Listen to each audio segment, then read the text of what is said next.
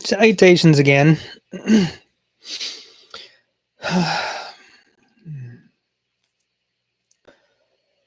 Interesting couple of days. It's been 2 days, I think, since I managed to get on my computer. Uh, do productive stuff. It's always hard. If I don't feel really good, it doesn't really seem like I can get even close to trying. Like I need to feel really sharp. Like I sometimes say to myself, I need to.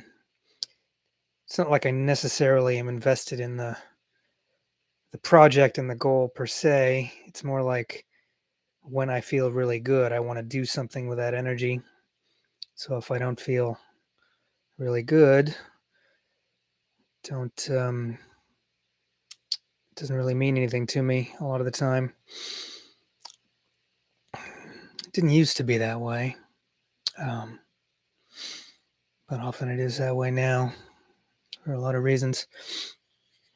Um, so didn't watch it tonight. There was game 5 of the NBA Eastern Conference Finals, Boston Celtics. My uncle wasn't up for watching, although he was up late. Celtics ended up really spanking the Heat, so they're up. Friday night is not a work night, so I might end up watching that on Friday night with my uncle. Good social time, some athletic artistry, and conversation with somebody. Watching a sporting event with people usually makes me conversational in an interesting way. Haven't had that in my life a lot since regular time watching Patriots NFL football with friends, particularly up in St. Johnsbury, Vermont, back, and that ended in 2014. I think I moved down to New Hampshire. Anyway, just finished the last 17 pages or so, second half of the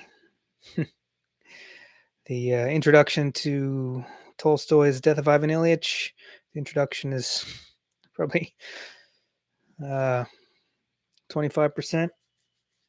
1/3 maybe of the entire book. Just a long short story, short novella. A lot of linkages to what I go through. But again, I'm not, I wouldn't say I'm afraid of death. It's more like if somebody had told me I could live forever and not get sick, it wouldn't necessarily solve things because I would still be struggling with a sense of pointlessness to my actions and having a hard time imagining almost anything that I could do with my life that feels genuinely important. So sometimes death seems more like something to welcome than something to be afraid of. That's how I feel a lot of the time in the morning, even when I wake up like this morning, where I can tell in a lot of ways I've really slept well, I'm really rested, and objectively I know lying in bed that once I get up and have some tea and chocolate, that I'll have quite a good day. I still feel sort of immobile and weak and recovering from the dreams of um, pointlessness and failure and weakness. Like there isn't any kind of job I could do, any kind of goal I could work for outside of bed in reality that compares to what's like in dreams. Um, Again, makes me think of Jonathan Franzen's The Corrections, and the old father in the book who gets fed up with the difficulties of life and just sort of gives up on life and just decides to sleep his way through his retirement, literally sleep all the time, just in dreams, and hates waking up and facing reality. All the, his wife, who isn't that way, who ends up sort of relieved when he dies, doesn't have to mind him and can go on living. and the way he gets sort of, as he's dying from whatever illness is. I don't know if it's cancer or whatever, but he's sort of the delirium of darkness and sleep and nights. And there's this one crazy scene where he's imagining, half dreaming of, his bodily emanations is shit. It's like conscious and taunting him and joking with him, all kinds of plays on words, and it makes me think, which I increasingly understand, about how older people get sort of obsessed with their bodily functions, and how young people get sort of aggravated with that. I think of Jim Carrey in the one of his couple of really movies I think is great comedies, The Liar Liar, and after he's struck with the blessing or the curse or whatever of having to tell the truth, never being able to lie, his mother calls him, gets him on the phone, and he's unable to get away from to pawn it off, because he has to tell his secretary that he's free to take the call. And he tells his mother why he doesn't want to talk to her. And what does he say exactly? Because you insist on talking to me about dad's bowel movements, size, frequency, color. I'll call you later. Yeah, didn't really understand at the time, but guess I get a little bit more understanding of it. I can see people my age sort of, being more interested in thinking about the ways their body isn't working well, talking about it. Yeah, how they're tired or not feeling well, or like my friend Karen, who's pregnant and dealing with the first few weeks of the effects of that, the appetite and so on. Yeah. Let's see what else. Find myself thinking some more about doing something a little bit. Almost seems risky, but whether it's enjoyable for readers or not, feels like a good idea to me because it'll probably be inspiring. Doing the audiobook of Life of Pi, and particularly Stanley County Almanac, because that seems to be what people are more reading, listening to. Um, I'm trying to do it in a traditional way, reading it without tripping over the words. If I if I, I don't, again, I don't read it, practice in advance like I should in order to really do a high quality reading, because it takes a lot of time to practice. But I do my best to read articulately and smoothly with a consistent voice, and um, try not to trip over the words or mispronounce things. It's hard because he has a lot of words for natural things, plants and animals, plants particularly that I don't recognize. So sometimes I'll trip over those.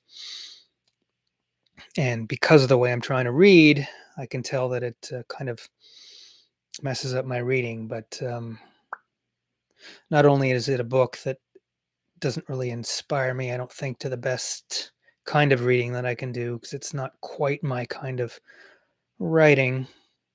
Um, it's also, that's kind of restrictive, even though I think readers might like it best. But I'm going to try, I think tonight, I'm going to read People of the Deer by Farley Mowat, one of my favorite books. So there won't be any issue of having to, as much issue of having to practice it. I probably won't practice in advance on that same night, but I've read the book 3 times, and I've read the first quarter of it an additional time in a failed attempt to start a book group back when I was at Sirius in Massachusetts. Um, I was sort of nominally in charge of the book group, and unless somebody's really on top of things, hurting the cats, and it sort of falls apart.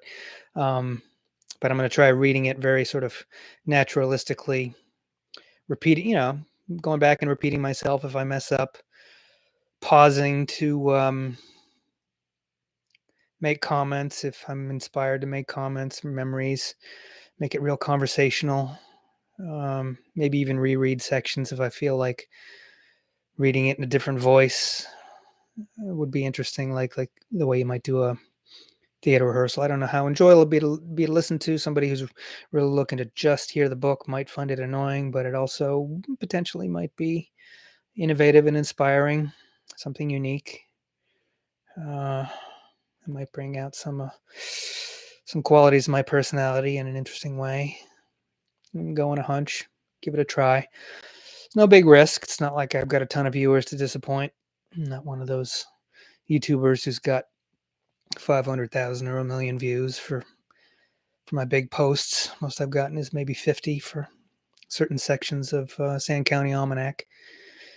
Let's see what else.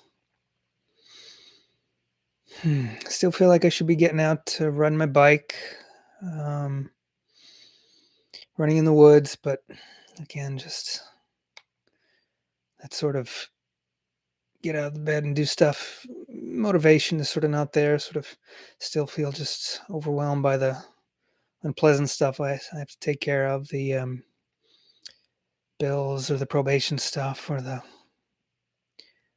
planning, because I'm sort of behind the eight ball instead of ahead of the eight ball. It's not a good. It's not doesn't feel like good stuff to do to brighten my mood. And feel positive one day at a time, even though I'm sure I could get into the habit.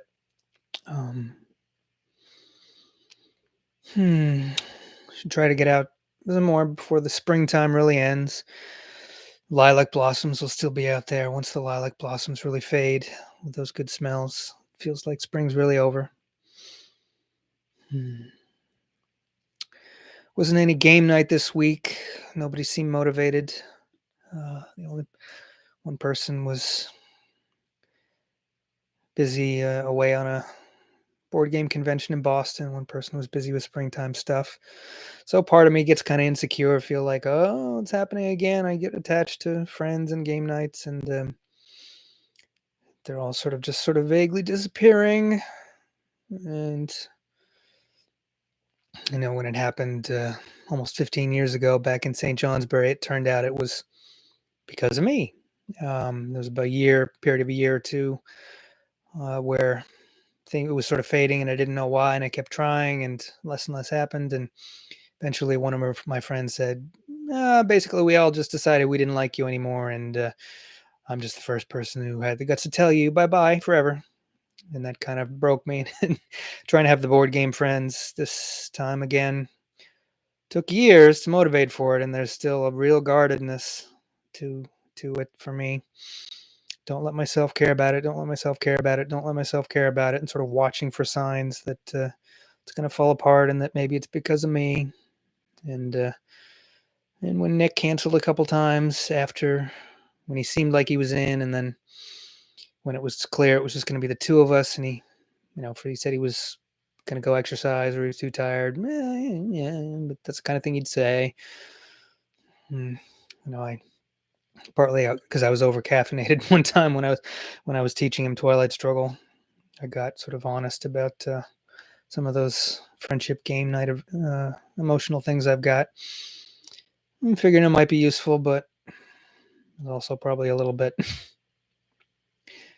and not just over caffeinated, but feel like I was letting myself walk into a trap. And it might be part of it. Probably not, but maybe. Yeah. Proposed the idea of doing the pizza nights, and people seem into it, but nobody's like stepping up and taking me at my word that they would be doing me a favor instead of me doing them a favor. I sent some photos of the cabin up at Echo Lake. Got time up there, July 5th, July 10th, and as usual, asking people that I'm close with. They want to go take advantage of the time, and again, it's as usual. It's clear that I would have to be super duper on top of things in order to make it happen. And if I'm not totally in charge, at large and in charge, it's a 95% chance nothing will come of it. Makes me think of a couple years ago. Yeah, I guess it was 2 years ago when a number of friends like Danny and Alyssa and some others too, maybe Faye, Trixie. Don't remember if there are any guys involved. Probably asked some of the guys in my house. Anton, John. proposed the idea to people, but and it was actually all set. Some people were going to come, and we are all looking forward to it. But then it was the first couple months of COVID, and Vermont was doing really well with lockdowns, and Massachusetts was seen as a national train wreck for COVID infections. And so, even though it was just going to be myself and some people coming to the cabin, not seeing anybody, just sort of quarantining there, my family's like, "No, sorry, you can't come." And I kind of had since I'm such an orchid, sometimes so fragile, it caused a kind of a meltdown because I was really looking forward to that. And last year when I tried to go to the cabin, it just didn't go well at all. It's me trying to sort of put stuff back together after getting out of the hospital.